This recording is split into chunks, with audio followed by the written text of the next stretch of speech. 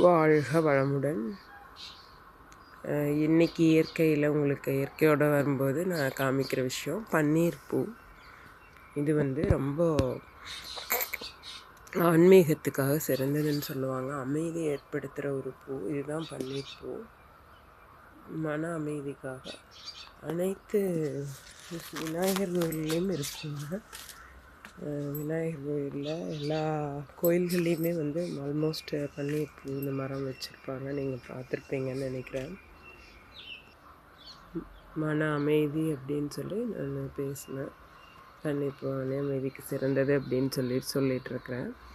மன அமைதி அப்படிங்கிறது என்னென்னு பார்த்தோம்னா, மனம் அப்படிங்கிறது என்னென்னா, நம்ம இயற்கையோடு இருக்கிறோம் அப்படின்னு சொல்கிறோம்.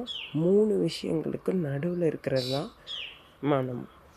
அதாவது 3 விஷயங்கள் என்னென்னு பார்த்திங்கன்னா, மனம், இயற்கை, சமுதாயம்.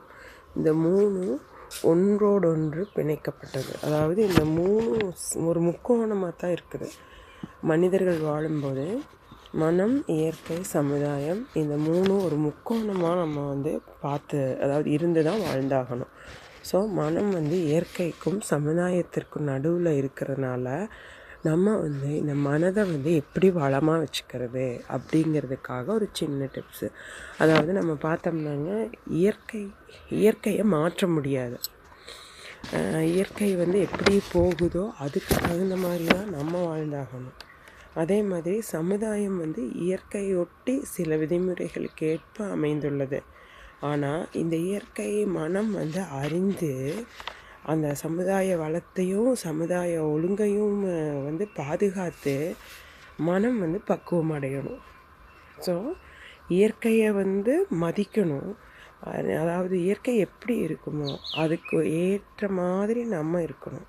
ஸோ இயற்கையை மதித்துட்டு நம்ம சமுதாயத்தில் அந்த ஒழுங்கையுமே சில வளங்களையும் நம்ம பாதுகாத்து இருக்கும்போது நம்ம மனம் பக்குவம் அடையும்.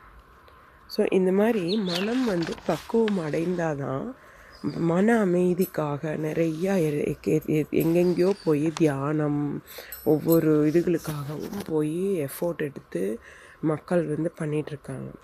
இப்போ இந்த மனம் அமைதி அடையணும் அப்படின்னு. அதே மாதிரி தான் உடல் நலத்தையும் உடல் பயிற்சி செஞ்சிட்ருக்காங்க. நிறைய எங்கே பார்த்தாலும் ஜிம் இருக்குது. ஸோ இப்போ மக்கள் ஒர்க் அவுட் பண்ணி ஜிம் போய் உடல் நலத்தை பாதுகாக்கணும்னு நினைக்கிறாங்க. அதே மாதிரி மன வளத்தை பாதுகாக்கிறதுக்கு நிறைய தியான முறைகள் இப்போ வந்து கொண்டே இருக்கிறது. இப்போ நம்ம அந்த தியான பயிற்சிகளில் ஈடுபட்டு மனதை அமைதிப்படுத்தணும் அப்படின்னு நினைக்கிறாங்க. ஸோ இது எல்லாத்துக்குமே மூல காரணம் என்னன்னு பார்த்தோம்னா, மனம் பக்குவம் அடையணுங்க. மனம் பக்குவம் அடையணும் அப்படின்னா இயற்கையோடையோ சமுதாயத்தோடையோ மனம் ஒத்து வாழணும். ஸோ மனம் இயற்கையோடையோ சமுதாயத்தோடையோ ஒத்து வாழும்போது மனதை அமைதிப்படுத்தி மனதை பக்குவம் அடைய வைக்க நம்மளால் முடியும்.